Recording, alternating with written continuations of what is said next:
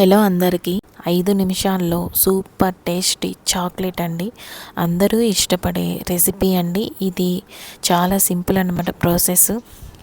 ఇప్పుడు వచ్చేసి నేను పల్లీలు బాగా వేయించుకున్నాను, పొట్టు తీసేసుకొని రెడీగా ఉంచుకున్నాను.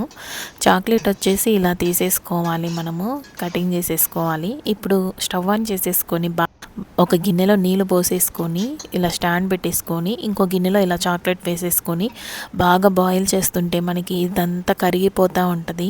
ఇలా తిక్కుగా ఉన్నప్పుడు మనం కొద్దిగా నెయ్యి యాడ్ చేసుకుంటే మనకి పల్చగా అవుతుంది.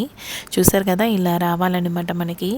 ఇప్పుడు వచ్చేసి ఇలాంటి తీసేసుకొని చక్కగా ఇందులో పల్లీలు వేసేసుకొని, లేదంటే జీడిపప్పులైనా బాదం పప్పులైనా వేసేసుకొని చక్కగా దీనిపైన ఇలాగా చాక్లెట్ క్రీమ్ వేసేసుకుంటే అస్సలు ఎంత బాగా వస్తాయోనండి. అసలు ఫ్లేవర్ అయితే చాలా బాగుంది, అసలు కమ్మగా ఉంది, వాసన వస్తుంది, నెయ్యి వాసన, ఆ ఫ్లేవర్ అనేది తెలుస్తుంది.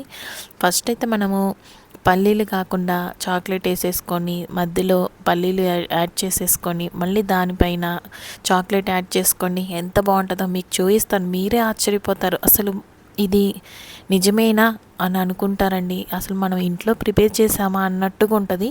చూడండి, ఇది ఇలా చేసేసుకొని ఫ్రిడ్జ్లో పెట్టేసుకోవాలండి.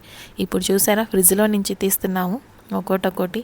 అసలు ఏ మోడల్ కావాలంటే ఆ మోడల్లో మనకి మంచిగా వచ్చేసిందండి ఆ షేప్స్ అనేవి. చాక్లెట్లు లోపల ఎంత బాగుందోనండి, అసలు తింటుంటే కూడా చాలా రుచిగా ఉంది. నెయ్యి ఫ్లేవర్ అనేది తెలుస్తుంది. పిల్లలు కూడా ఇలా ఇష్టపడతారు. చక్కగా మీరు కూడా ఇలా ఇంట్లోనే ప్రిపేర్ చేసుకోండి. చాలా సింపుల్ అండి ప్రాసెస్ మాత్రం. ఎవరైతే మన ఛానల్ చూస్తున్నారో ముందుగా సబ్స్క్రైబ్ చేసుకోండి. ఇలాంటి మంచి వీడియోస్ మీకు షేర్ చేస్తూ ఉంటాను. చూడండి, ఒకసారి ఒక చాక్లెట్ హార్ట్ షేప్లో వచ్చేలాగా ఇలా చేశాను.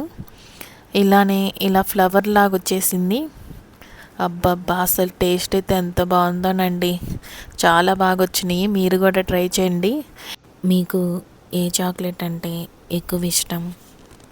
డార్క్ చాక్లెటా లేదా మిల్క్ చాక్లెటా అని కామెంట్ చేయండి. Please subscribe. Thank you.